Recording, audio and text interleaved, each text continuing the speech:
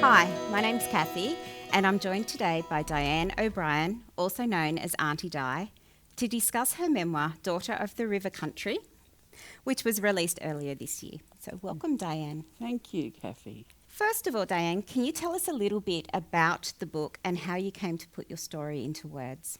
I wrote the book first for my children. Because I never knew where I came from, I wanted my children to learn their history. So I wrote little memoirs and put them into a book. And when I was actually writing it, I had a friend that checked it over and put it in the right order because it was just like a diary. So it was my day-to-day diary. And then a couple of people wanted to take it and release it as a book.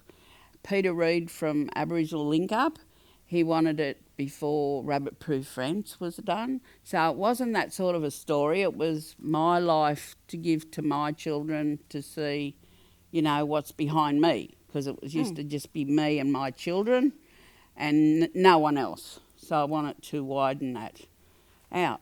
And how challenging was it for you to write, to put that story into words? Well, with my ghostwriter, Sue Williams, it was because we read chapters over and over and I'd say, oh, did I really do that? And she said, well, you've wrote it down in your diary. And then some of it was a bit fronting.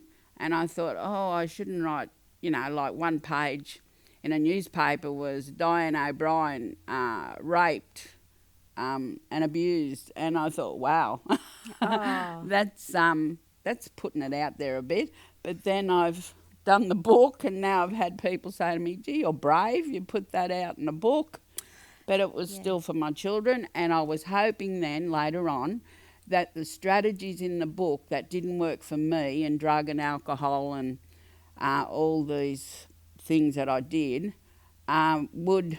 they didn't help me, but they might help somebody else. The little ways that I tried, go to detox, go to rehabs, didn't work for me, but they might work for other people. And we're talking in the 70s, and the rehabs are ran completely different now. I wanted it, to help people. Because your story is both heartbreaking that one person could be hurt so many times, both personally and systematically, but you turn this into a story of survival and hope. Did you have a moment where you identify as a turning point? Can you identify when things started to change for you for a positive? Yes, when I had the children, I was still in domestic violence, but when's enough is when I joined Aboriginal Legal Service, and the girl in the book come into a hotel when I was just about to have a drink, and she said, would you want to be my drug and alcohol counsellor? And I laughed, and I had the beer up ready to drink it, and I went, oh, what? You know that I drink. And she said, you've walked it, you've talked it, you've lived it. I would like you to be. I'll put you through training, but would you do that? And I said, well, if you've got that faith in me, yes, I will do it. And that day, after that day, I didn't drink for 8 years. Oh, well done. Because somebody gave me a chance.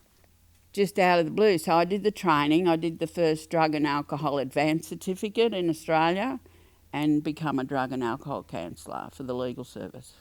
And so how did you end up on the Central Coast? I come from Cumbragunja down in Shepparton and 35 k's out of Echuca. I'm a Yorta Yorta girl, and my great-grandfather was William Cooper, and he's a great activist. Actually, he's got a book out now at the same time as this book was released. So what a coincidence that was. So I'd developed a lot of work on Cumbragunja, and my kids moved back up here on the Central Coast. We've always come on the Central Coast because I was brought up in Granville, and I left there when I was 14, and my cousins lived at the entrance, and that's so My daughter loves being near the water. I don't. I love being near creeks and rivers. So we moved from Cumra. I had enough. I was doing programs for the people on Cumra, and sometimes they'd go home for lunch and not come back. So it was like, this is on a mission. So it was like my time had be finished because I was there for 9.5 years, and I think it was time to move. So we come back to the Central Coast where my daughter was, and I stayed with her. And then my other daughter got a house in Woy Woy, and we've been there for 21 years. Well, I'm glad that you've chosen the Central Coast as your home, and you've been very influential. You've been involved in Mingaletta. Could Yes. you tell us a little bit about what the name Mingaletta means Safe and what place. it does? Mingaletta means safe place. I got involved with Mingaletta in 2004. I became the chairperson in 2006 because the chairperson that was voted in just wanted me to look after the chair until he got better. So I've been there since. It's all volunteer work. I used to work at the hospital, and then I've worked for Minicare Local and Central Coast Primary Care on an Aunty Jeans program, which is only 2 days a week. So I get paid for 2 days a week, and the rest is a love job with Mingaletta. What would you say is the most rewarding thing about working at Mingaletta?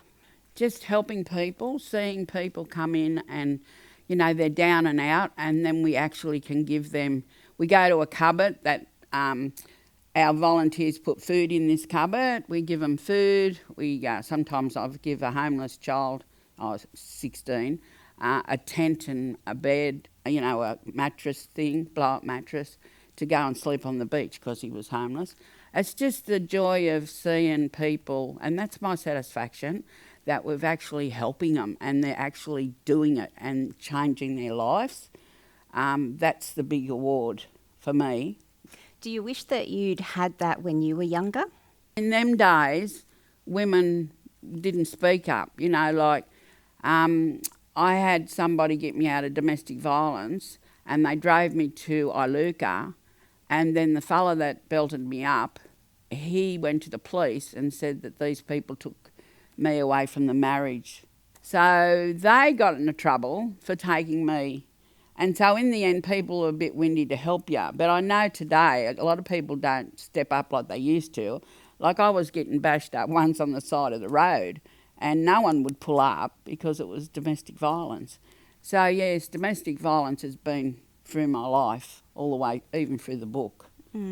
Yeah, it's a very strong theme throughout the whole book. But it's not only domestic violence as well too. It's institutional abuse. Yes. And how do you feel about that now? Those times. Sometimes I think that little girl over there is Dianne, and this is different. I've come different. I look back at the home and think what I seen and what happened to us or to me. I was treated bad, to me I was thinking, well, I only got put in the dungeons and done this and done that, and people said to me, well, that's not only. But I was seeing, girls get raped and that, and I'm thinking how lucky I was that I didn't get raped. But I'd already been raped, and I was pregnant with Debbie, but I didn't know until they sent me down to the shelter. Then they found out I was 2 months pregnant. And Debbie's been a real joy for you. Yes. and a real focus for you. Yeah, well, she was my life. She was the reason why I still was alive, And you fought so hard. For anyone who's read Dianne's book, you will see how hard she fought for her daughter Debbie. Because at the end of the day, you might be raped, but that baby growing in your stomach is yours, Yeah. So no one was going to take her. And no one did. No one did. No. We'll go on a bit of a lighter note. Grandmother of the Year. Oh.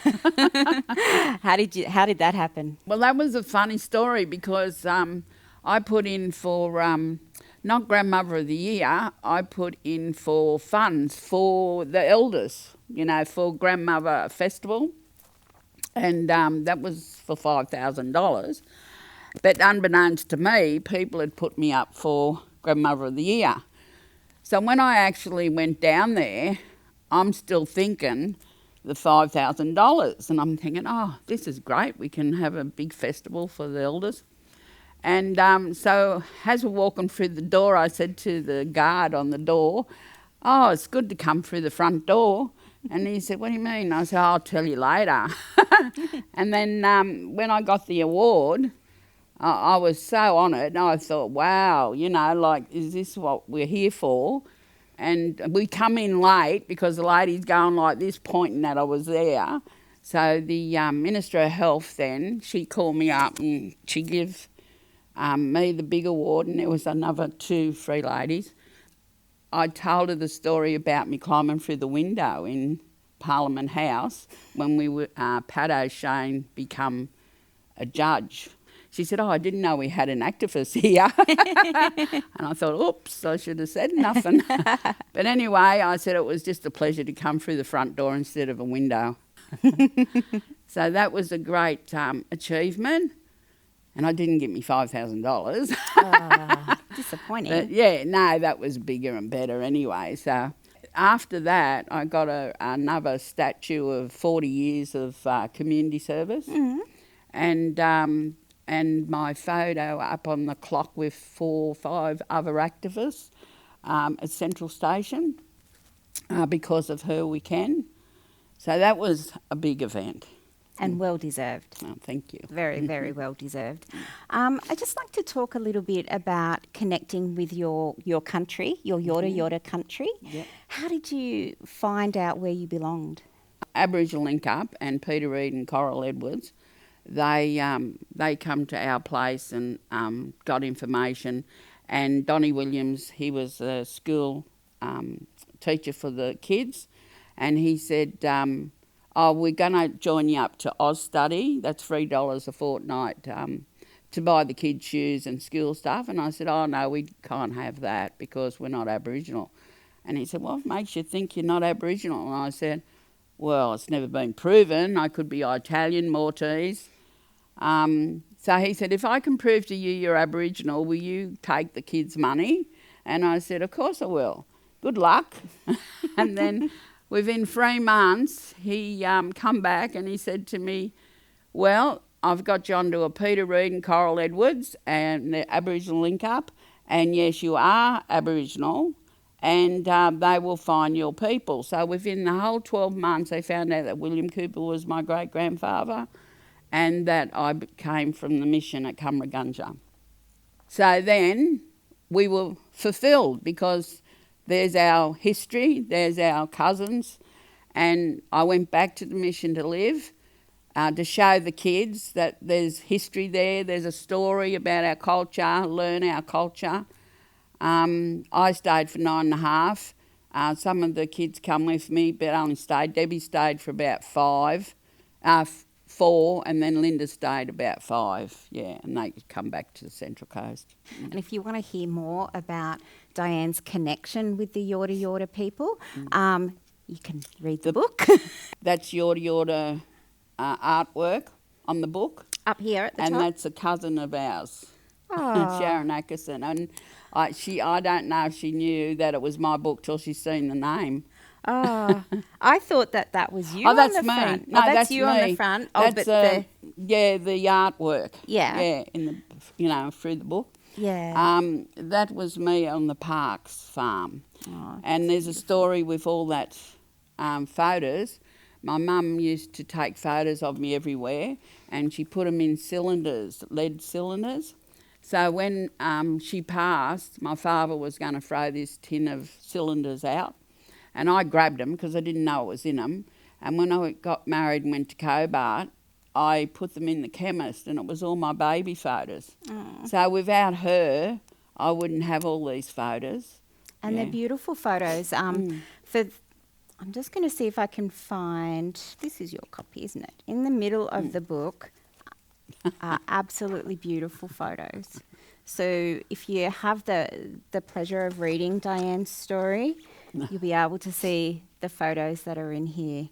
they're just amazing, and what a keepsake for your mum to make for you. Yes, and I've dedicated that to her in the book. We've got this quote up behind us here that is, I think it's the last words in the book, and it really shows how far you've come from a person whose identity, you didn't really have a full identity, you didn't really know who you were. No. And just to read that last quote in the book is just, you've come home, and it's beautiful. Yes.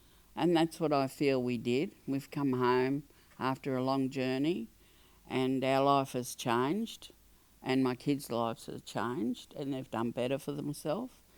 They're not married to men that bash them. That's a good thing. One man that read the book, he said, "You must hate men." And I said, "No, not really. It's just the people that are in the book, they were alcoholics, and I tried to think I could do something, but you can't. People got to help themselves." That's right, and that's a common theme that I've heard about lately, is that people want to fix the issues, women want to fix the issues, but it's not theirs to fix. No. I always thought I had 5 sisters, and I did have 5 sisters, but they weren't brought up into the culture. So when they found out I existed after 15 years, Mum found out first, and but she kept me a secret for 15 years, my real mother. And then this is where I've wrote here, has for my own reconciliation, 2 of my other half-sisters, Barbara and Shirley, come to Cumra and were shocked to find so much going on, such a large population, and how important I was in the community. They said Esme had told them, as she had me, that it was nothing but an old graveyard. So she told them that there was nothing on Cumragunja, it was just an old graveyard. But she was sneaking out to see me and left them in a Echuca. So she'd say that she's getting on a bus to go for a bus tour, but she was actually coming out to the mission and seeing me. So them 2 girls end up coming down to the mission, and so they got such a shock, you know. So I was still kept hidden for that length of time. And they wanted to, I call them people that want to be black, that want to use Aboriginal people. They think that we get a lot of stuff, but we don't, like housing and things like that. We got to wait, just like non-Aboriginal people. And they were ringing me up saying, "Oh, can you help me get a house? Can you help me do this? Can you?" And I said, "You know what? That's the sort of people that I don't like. You only want to be black when you want to be black. So, you know, make your mind up. Are you Aboriginal or are you non-Aboriginal?" This book turned out really easy to read, and the ghostwriter, she put it in such a way, I was rapt when I read it, and sometimes I keep going back to it because she's be proud of it. Yeah, I am now. I just couldn't believe how remarkable it came out. Well, thank you so much. Thank you. I think we've covered just about everything in your story, and anything we haven't covered is in the book. So if you would like to borrow a book from the library, we have copies there. Or, of course, you might want to get a copy for yourself, so go and buy one from the bookshops. It's there forever now. Yes. It's your story, and people can read it whenever they would like to. Yes, that's what I said to my sons. Sorry, it's out there. Can't do nothing about it. Oh, Mum's embarrassed there, boys. I know. I just want to say a very, very big thank you. Thank you. It's been wonderful chatting with you today and to hear your story. Thank you. Put into words, and I can't thank you enough. Thank you. Thank you.